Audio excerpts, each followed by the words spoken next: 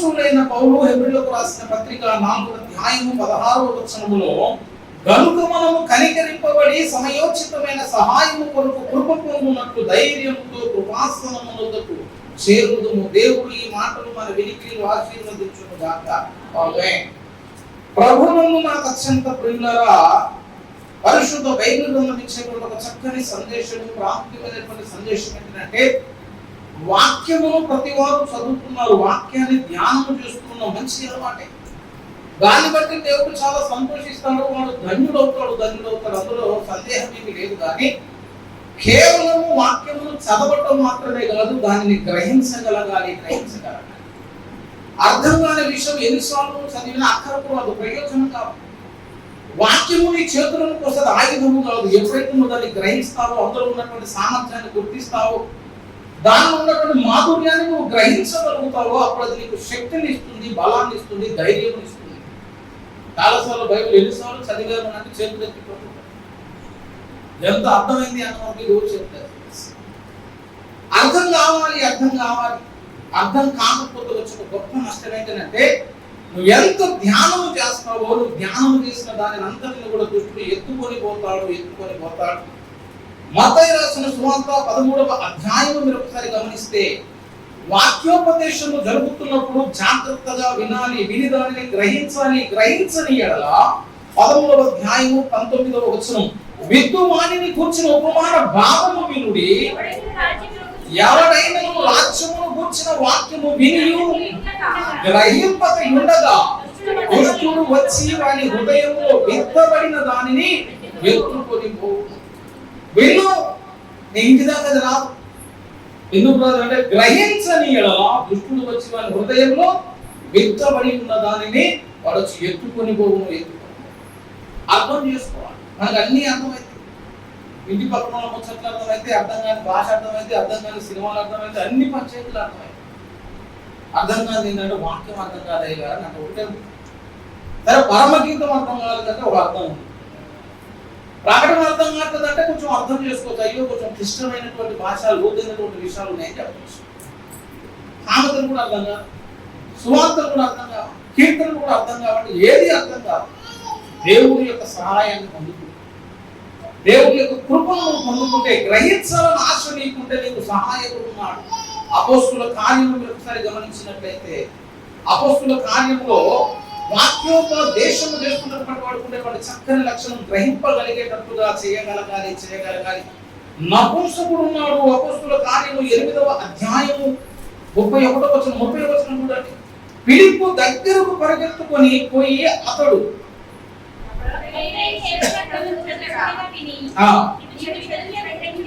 గ్రహించుచున్నావా అని అడుగగా, ఆయన చదువుతున్నాడు ఆల్రెడీ.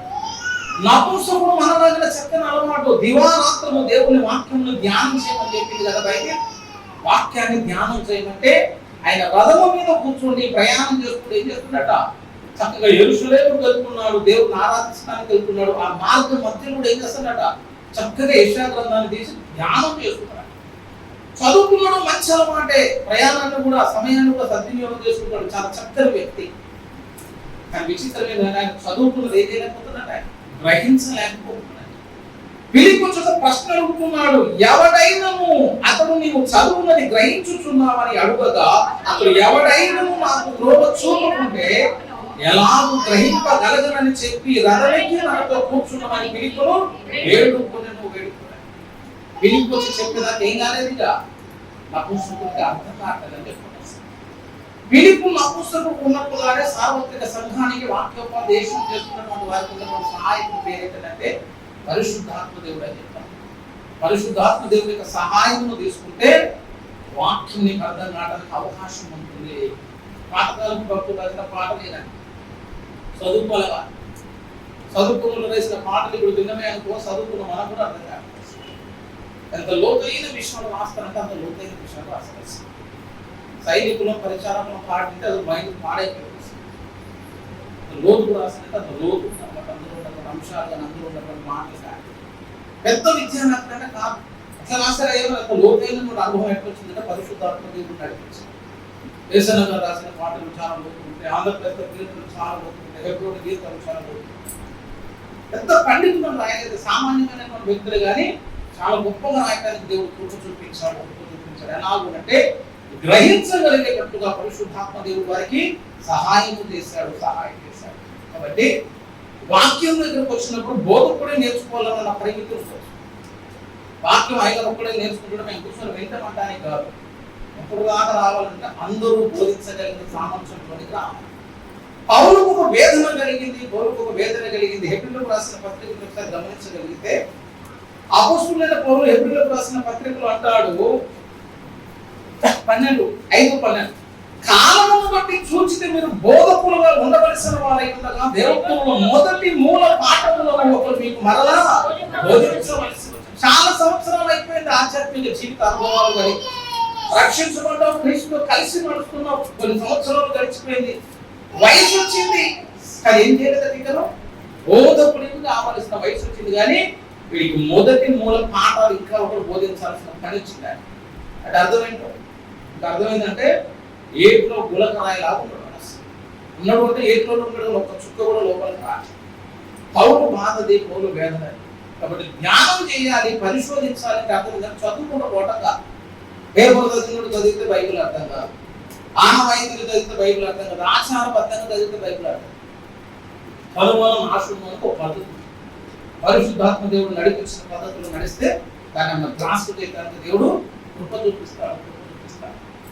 ఏ గ్రంథాన్ని ధ్యానం చేసుకున్నా అందులో ఉన్నటువంటి చక్కని అంశాన్ని దేవుడు ఏ ఉద్దేశంతో రాయించాడో ఆ ఉద్దేశాలను గ్రహించగలిగితే ధన్యుడు.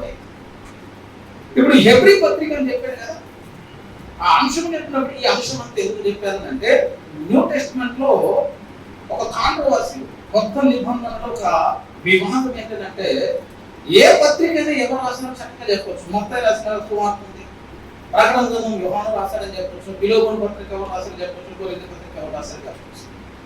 హెబ్రీ పత్రిక ఎవరు రాశారంటే చాలా వివాదాలు ఉన్నాయి.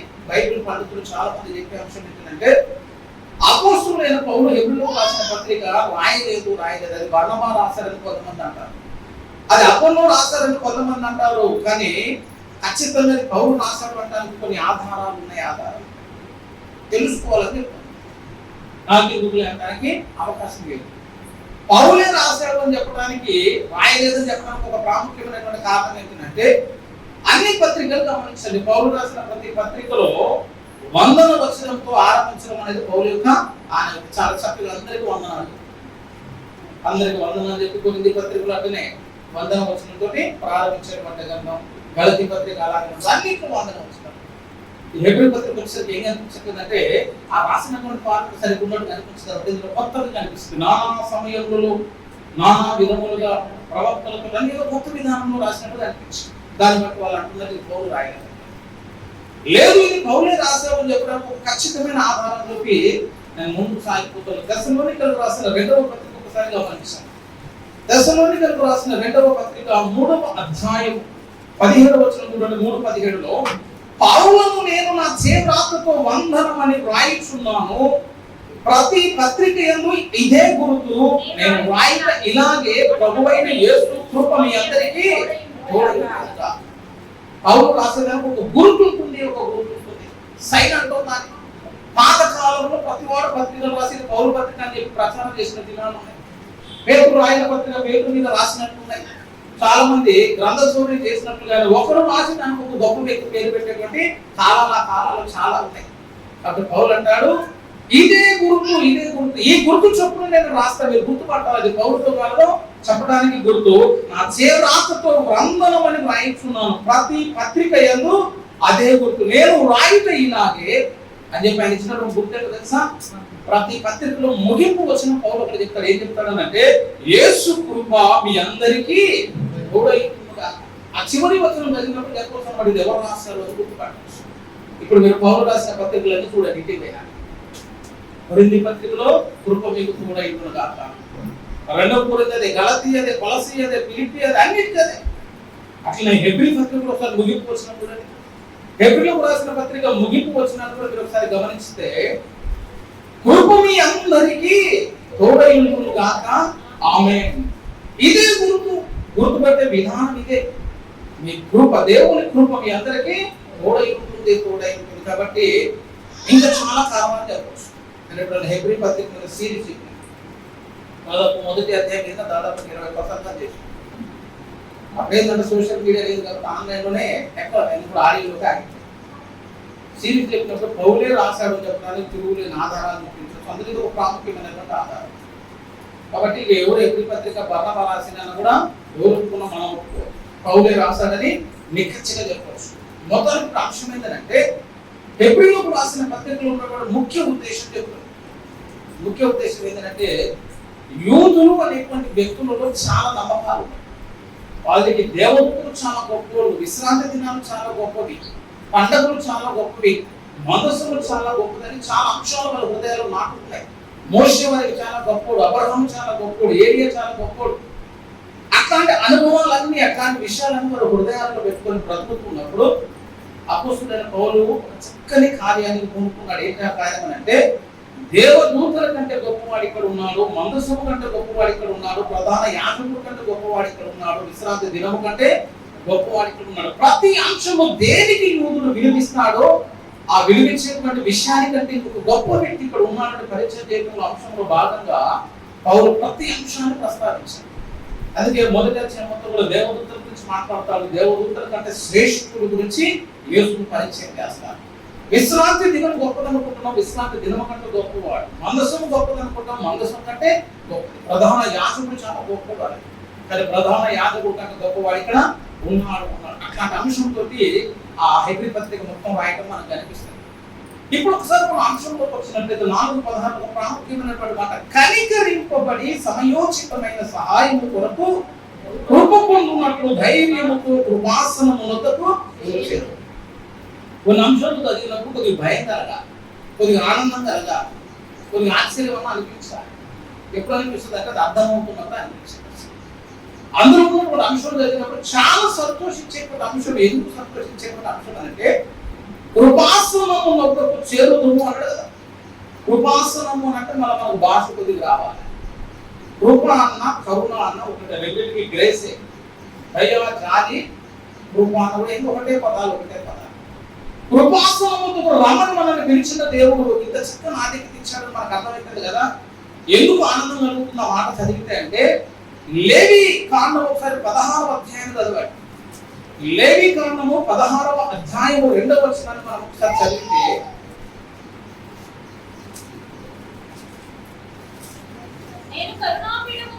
కరుణాపీఠము మీద ఆ మేఘములో కనబడుదును కనుక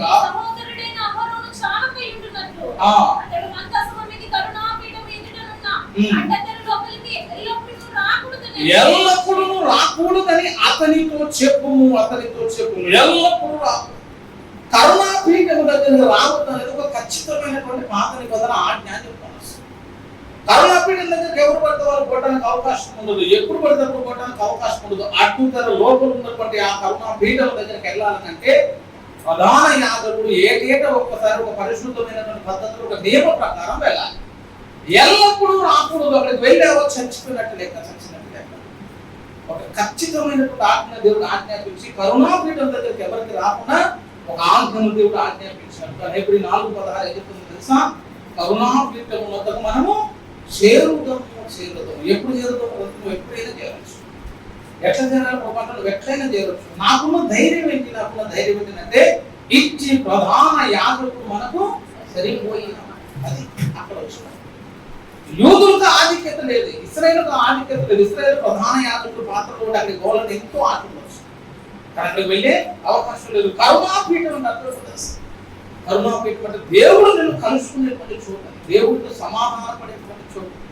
ఒకసారి మీరు చూడండి, నిర్గమకాండము 30వ అధ్యాయం, నిర్గమకాండము 30వ అధ్యాయము 6వ వచనాన్ని ఒకసారి గమనిస్తే, సాక్ష్యపు మందసము నొద్దమును అడ్డుతెర ఎదట శాసనముల మీది కరుణాపీఠము నెదుట నీవు దాన్ని ఉంచవలెను, అక్కడ నేను నిన్ను కలుసుకుంటాను.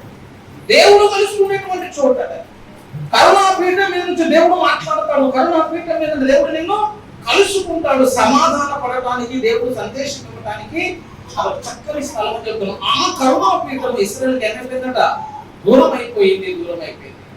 25వ అధ్యాయము నిర్గమకాండం కూడా గమనిస్తే 25, 22వ వచనంలో కూడా అక్కడ నేను నిన్ను కలుసుకుని కరుణాపీఠము మీద నుండి శాసనములు గల మందసము మీద నుండి 2 కెరూబుల మట్టి నుండి ఇశ్రాయేలీయుల నిమిత్తము నీకు ఆజ్ఞాపించు సమస్తమును దేవుడు మాట్లాడేటువంటి స్థలం, దేవుడు కలుసుకునేటువంటి చోటు, దైవ సందేశం వచ్చేటువంటి చోటు. అదంతా ఎక్కడి నుంచి వస్తుందట? అక్కడ నుంచి వస్తుంది. కరుణాపీఠం దగ్గర దేవుడు ఉంటాడు. కరుణాపీఠం దగ్గర దేవుడు నిన్ను కలుసుకుంటాడు. కరుణాపీఠం మధ్యలో నుంచి యెహోవా స్వరము మోషేకి వినిపిస్తుంది. కానీ సమస్య ఏంటంటే అక్కడకు నువ్వు రాకూడదు అని చెప్పి అన్ని అక్కడ పెట్టి అక్కడ రాకూడదు అన్నట్టు మరి ఉపయోగం ఏంటి? నష్టం కదా. దైవస్వరం వినాలి అంటే కరుణాపీఠం చేరాలి, కానీ కరుణాపీఠం నువ్వు చేరవు. దేవుడిని కలుసుకోవాలంటే కరుణాపీఠం దగ్గర రావాలి, కానీ కరుణాపీఠం దగ్గరికి వెళ్ళినప్పుడు రావద్దు ఇశ్రాయేలు ఒక తీరుని కోరిక చేయదు. అట్లాంటి కరుణాపీఠం దగ్గరికి ఇప్పుడు నూతన నిబంధన విశ్వాసానికి ఏం దొరికిందో తెలుసా? అవకాశం కృపాసముతో రావాలి. ఎట్లా రావాలంటే ధైర్యముతో రావాలి. ఎందుకు ధైర్యం అంటే భయాలు లేపిస్తుంది. పాత నిబంధనలో మనసు దగ్గర పోయేటప్పుడు భయపడాలి. పాత నిబంధనలో ప్రత్యక్ష గుడారం దగ్గర పోయేటప్పుడు భయపడాలి. అక్కడ వెళుతున్నప్పుడు చాలా భయపడాలి. ఎందుకంటే కొంచెం అనాలోచితంగా ఉన్నవా ఏమైపోతుందో తెలుసా? చచ్చిపోతారు. లేవీకాండం 11వ అధ్యాయాన్ని గమనిస్తే లేవీకాండము 11వ అధ్యాయము ఒకసారి చూసినట్టయితే ఒక విపత్తు జరిగినటువంటి సందర్భం 10 అహరోను కుమారులైన నాదాబు అబీహులు తమ తమ ధూపాంతులను తీసుకొని నిప్పులుచ్చి వారి మీద ధూపద్రవ్యం వేసి యెహోవా తమకు ఆజ్ఞాపించిన వేరొక అగ్నిని ఆయన సన్నిధికి తేగా యెహోవా సన్నిధి నుండి అగ్ని బయలుదేరి వారిని కాల్చి వేసిన మరి యెహోవా సన్నిధిని ప్రత్యక్ష గుడారంలో చాలా మంది చచ్చిపోతారు. ప్రత్యక్ష గుడారంలో చాలా మంది చచ్చిపోయింది ఎవరంటే అహరోను ప్రియ కుమారుడు, తర్వాత యాజకులు కావలసిన వాళ్ళు. ఎట్లా చచ్చిపోయారనంటే అశ్రద్ధ చేసిన కారణాన్ని బట్టి, యోగ్యమైన రీతిలో చేయని కారణాన్ని బట్టి, దేవుని ఆజ్ఞకు అవిధేయులైన కార్యాన్ని బట్టి అన్ని ఆజ్ఞలు తెచ్చారట. వేరొక అగ్ని ఇక్కడ లేగానే యెహోవా సన్నిధిలోకి అగ్ని బయలుదేరి వారిద్దరిని కాలితే అక్కడికక్కడ మృతులయ్యారు. ప్రత్యక్ష గుడారంలో పోవాలంటే ధైర్యంగా పోవాలి. ప్రత్యక్ష గుడారంలో అంటే భయం ఉండాలి. అహరోనైనా సరే కరెక్ట్ వెళ్ళలేదనుకో చచ్చిపోతారు. పిల్లలు అలాగే చనిపోయారు. వాళ్ళనుకుంటున్న ఉత్సాహం అలాగే చనిపోయారు. అసలు ప్రత్యక్ష గుడారం దగ్గర పోవటం అంటే ప్రాణములతో చెలగాడటం లాంటిది. నాకు తెలిసి మనం ఆ రోజుల్లో ఉండి వాటిని అందరం గడ్డికి మొలిసేది సమాధి. మనం అది జాగ్రత్తగా పోయే బ్యాచ్ మనకు తెలుసు. అన్ని రోజులు చూసి ఉద్యోగం పట్టుకున్నాడు కదా, పట్టుకుంటే మంచి పనే కదా, నీకు అనిపించింది, నాకు అనిపించింది. ఇశ్రాయేల్లో ప్రతి వానికి తెలిసినటువంటి ఆజ్ఞ తెలుసా? రెప్పటి మాట అయినా సరే మందస్థానం చూడొద్దు, ముట్టుకోవద్దు ఆజ్ఞ ఖచ్చితమైనటువంటి ఆజ్ఞ. దాని ముట్టు ముందు చచ్చిపోతాం ఆజ్ఞ ఉద్యోగం చాలా చక్కగా తెలుసు. అట్లాంటి పాత నిబంధన భయంకరమైనటువంటి దినాల్లో ఇశ్రాయేలు అందరూ అరచేతులు ప్రాణాలు పెట్టుకొని మందసం దగ్గర పోవాలి. అంత జాగ్రత్తగా ఉండాలి దాని దగ్గర. నూతన నిబంధనకు వచ్చేసరికి చక్కని మాట్లాడతాడు. కృపాసనమునకు చేరదు. ఎట్లా రావాలంటే ధైర్యంతో చేరదు. ఎందుకు ధైర్యం అంటే ఇంటి ప్రధాన యాజకుడు వెనకు సరిపోయారు. ఏం దొరుకుతాయా కృపాసనం దగ్గర అంటే చక్కని మాట ఉంది. మీరు కృప పొందున్నట్టు ఏం దొరుకుతాడు? కృప, థ్రోన్ ఆఫ్ గ్రేస్ అన్నమాట. కృపాసనం దగ్గర పోతే నీవు కృప పొందుకుంటావు. రెండోది సమయోచితమైన సహాయమును దొరుకుతుంది. దేవుడి దగ్గరకు వచ్చినప్పుడు సహాయకుడు ఆయన.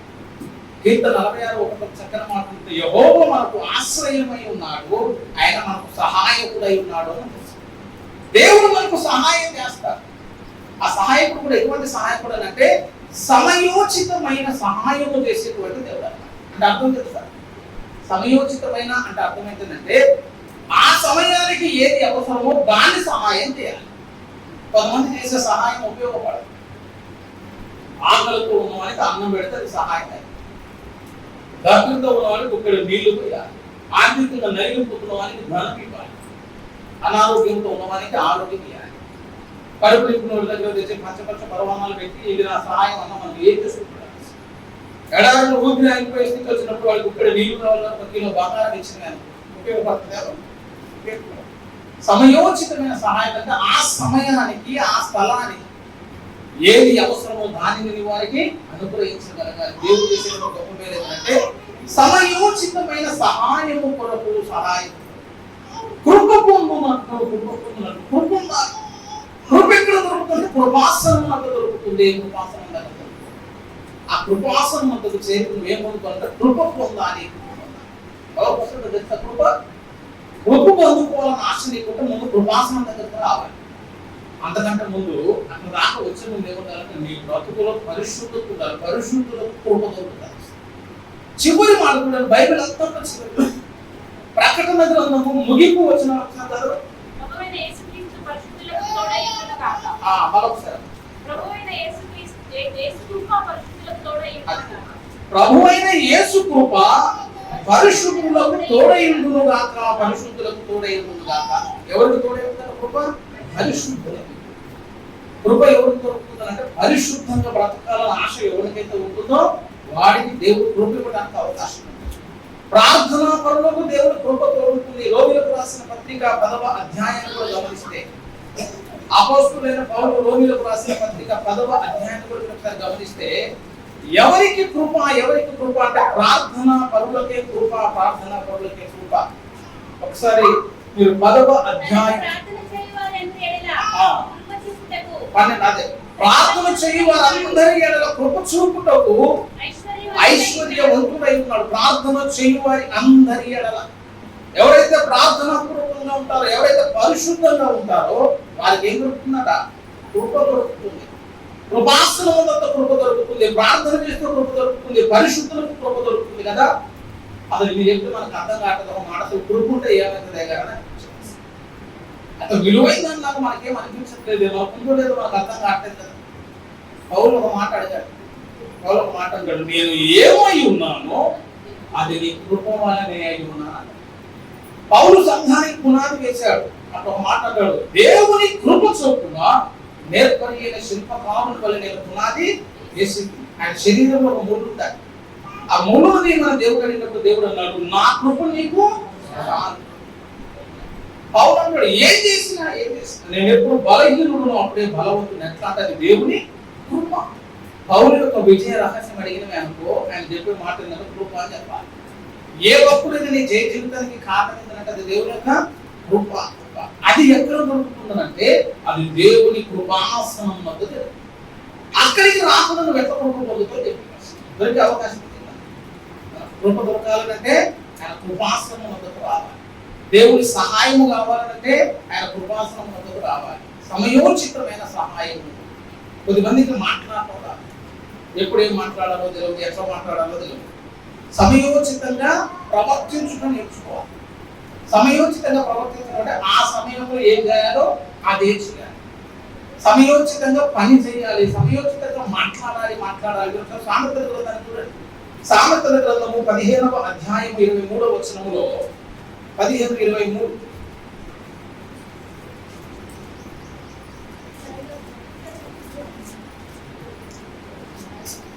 సరిగా ప్రత్యుత్తరం ఇచ్చు వానికి దాని వల్ల సంతోషము పుట్టును.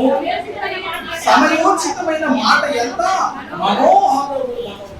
ఆ సమయానికి ఏది మాట్లాడాలో అది మాట్లాడితే అది ఎంతో గొప్ప సంగతి అవుతుంది. 25:11 ఒకసారి కూడా 25:11 సమయోచితముగా పలకబడిన మాట చిత్రమైన వెండి పళ్ళెములో ఉంచబడిన బంగారు పండ్ల వంటిది.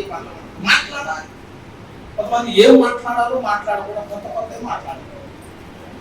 చెప్తున్న చిన్న మాట చీకట్లో కాంతిరేఖ అనేటువంటి పుస్తకం గురించి చెప్పాను. అందులో డోరిని చక్కని అపనస్తుల యొక్క జీవితం మంచి సాక్ష్యం, అద్భుతమైనటువంటి సాక్ష్యం. భయంకరమైనటువంటి స్త్రీ ఏం చెప్పారు? మానసిక శక్తులు, వేశ్య, సాంగత్యం, న్యూడ్ డాన్స్, డ్రగ్స్, సైతాంతో సంసారం చేసినటువంటి స్థితి, చాలా చెడిపోయినటువంటి స్థితి, పడిపోయినటువంటి స్థితి, వ్యక్తం అంతర్గత అయిపోయింది. సైతాన్ని పిలిస్తే సైతాన్ని దిగొచ్చేటోడు, సైతాన్ని పెళ్లి చేసుకుంటాడు. వాడికి శారీరకంగా కూడా తెలిసిపోయింది. అంత దీన స్థితికి వెళ్ళిపోయింది. అసలు ఆమె రక్షించబడుతుందంటే ఆశ లేదు. ఆమెతో ప్రభు ఒకసారి మాట్లాడాడు. ఒకే మాట మాట్లాడాడు. ఒక్క మాటతో ఆమె హృదయం బద్దలైపోయింది. ఒక్క మాటతో ఆమె రక్షణలోకి రావాలని ఆశ కలిగింది. ఒక్క మాటతో ప్రభు పైన ప్రేమ కనిపించింది. ఏమన్నా దేవుడు అంటే ఆమె దీన స్థితి చూసి అంత దరిద్రమైన స్థితిలో ఆమె జీవితం గడుపుతుంటే ప్రభు ఆమెను పిలిచిన పిలుపు ఉంది. ఏమని పిలిచాడో తెలుసా? పరిశుద్ధురాలైన నా కన్యక అని పిలిచినాడు. ఆ మాట ఎప్పుడైతే ఆమె విన్నదో ఆమె క్షీణించుకోలేకపోతుంది. దేవుడు పరిశుద్ధురాలైన నా కన్యక డోరిన సమయోచితంగా పలకబడిన మాట. మనమైతే నువ్వు వేసుకునేట్టు, మనమైతే నువ్వు మొదలెత్తనట్టు, నువ్వైతే బతుకులు బాగుపడమనేట్టు కొన్ని మాటలు మాట్లాడు. దేవుడు తెలిసిన మాట కాబట్టి ముందు బద్దలైపోయి ఆ మాట నీవెవరో మాట్లాడుతున్నావు, నా గురించి తెలియక మాట్లాడుతున్నావు, నేను నువ్వు అనుకున్నటువంటి స్త్రీని కాదని అన్నాడు. అప్పుడు ప్రభావం లేదు, నీవు పరిశుద్ధురాలివే అంటాడు. లేదయ్యా నేను మంత్రగతి, లేదయ్యా నేను పాపం చేస్తున్నాను, నేను వ్యభిచారిని, నేను సాధనతో సాంగత్యం చేసిందని అంటే ప్రభు ఒక మాట చెప్పాడు, నీలో ఉన్న దుష్టుడు నీతో ఆ కార్యములన్నిటినీ చేయించాడు, చేసేది నువ్వు కాదన్నాడు. అక్కడ ఒక తీర్మానం చేసుకుని ఏం చేసుకుంటే ఇంత ప్రేమించే వ్యక్తిని ఈరోజు నేను గుర్తించలేకపోయాను. ఇట్లాంటి దేవుడు నేను విడిచిపెట్టాను, ఇంత ప్రేమించే దేవుడు నేను విడిచిపెట్టింది, ఇంత క్షమించే దేవుడు నేను విడిచిపెట్టింది. ఆ చిన్న మాట తమ హృదయంలో ఒక గొప్ప మాట వచ్చినట్టు మాట్లాడే పద్ధతి ఎవరంటారు. 10 మంది దగ్గర దొంగ కదా అంటే వాడు నేను కాదని అంటే, పిచ్చుల దగ్గర కూడా ఏమంటున్నా నీకు పిచ్చి కదా, వాడు నాకు అనిపించి నీకు పిచ్చిన వాడు. ఎప్పుడు ఒప్పుకుంటారు వ్యక్తులు అంటే వాడి మీద ప్రేమ చూపుకుంటారు. యథార్థంగా నువ్వు మాట్లాడుతున్నప్పుడు వాడి యొక్క యథార్థ వాడు కూడా అంత అవకాశం కలుగుతుంది. సమయోచితంగా మాట్లాడాలి. ఎప్పుడు ఏది మాట్లాడితే విశ్వాసంలో రక్షణ కార్యం జరుగుతుంది. 10 మందిగా నువ్వు మారవాటి అంటే ఒకటే పాట, నువ్వు మారవన్న తర్వాత వాడు ఎట్లా మాట్లాడుతుంది. మారాలి అంటే మన బ్రతుకులో మార్పు వానికి అనిపించాలి. మారాలి అంటే సమయోచితంగా ప్రవర్తించడం నేర్చుకోవాలి. సమయోచితమైనటువంటి మాట ఉండాలి, సమయోచితమైన జ్ఞానము కావాలి. జ్ఞానం కావాలి. సంఘానికి కావాల్సింది ఏంటంటే మొదటి దినవృత్తాంతముల గ్రంథానికి ఒకసారి గమనిస్తే 12వ అధ్యాయం మీరు ఒకసారి గమనించండి.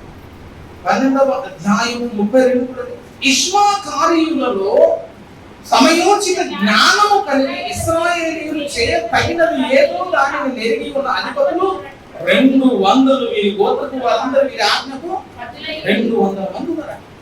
ఏం చేసేటువంటి వీళ్ళంటే సమయోచితమైన జ్ఞానము కలిగిన, ఎప్పుడు ఏం చేయాలో తెలిసినటువంటి వారు, ఏం చేస్తే ఆశీర్వాదము గ్రహించగలిగినటువంటి వాళ్ళు 200 మంది ఇష్మాకారీయులలో ఉన్నారు. ఉన్నదా సమయోచితమైన జ్ఞానం అంటే మనకు కనిపిస్తుంది, మన మామూలు జ్ఞానమే కనిపిస్తుంది. కొద్దిగా స్పాంటేనియస్ ఉందా ఇంటర్వ్యూ కట్టకు చేసిన చదువుకునే వస్తాయా ఒక తెల్లాను చదువుతుంది. తెల్లాను చదివి ఇంటిలో పోయినాక ఒక సడన్ ఒక క్వశ్చన్ ఆ క్వశ్చన్ నాకు రాదు సార్ అన్న ఇంకొచ్చిన వాడు ఎట్లా అడిగినా కూడా స్పాంటేనియస్గా చెప్పగలదు. ఆ సమయంలో నీకు ఆ జ్ఞానం రావాలి. దాని సమయోచితమైన జ్ఞానం. కొన్ని సమస్యలు వస్తాయి, అక్కడ ఎట్లా ప్రవర్తించడం నేర్చుకోవాలి. ఏం చేస్తే ఆశీర్వాదం తెలిసి సమయోచితంగా ప్రవర్తించడం నేర్చుకోవాలి. అది విశ్వాసం కలిగి ఉండాల్సిన ఒక చిన్న సద్గుణం. సమయోచితమైన జ్ఞానం కావాలి. జ్ఞానం కావాలి. ఇప్పుడు నేను చెప్తున్న మాట, ఆదివారం పునరుద్ధాన దినం అనగానే ఒకటి ఉండాలి. ఈ సమయానికి, ఈ స్థలానికి, ఈ కాలానికి సమయోచితమైన జ్ఞానం కలిగిన వాడు ఏం చేయాలంటే యోగ్యముగా వాళ్ళలో సద్వినియోగం పరచుకోవాలి. వాళ్ళను సద్వినియోగం పరచుకున్న వానికి ఏ జ్ఞానం ఉంటుందో తెలుసా? సమయోచితమైన జ్ఞానం. వాళ్ళలో చక్కగా పాలు పొందేవా ఏ దగ్గర వచ్చినట్టు తెలుసా? సమయోచితమైన సహాయం దొరికినాడు.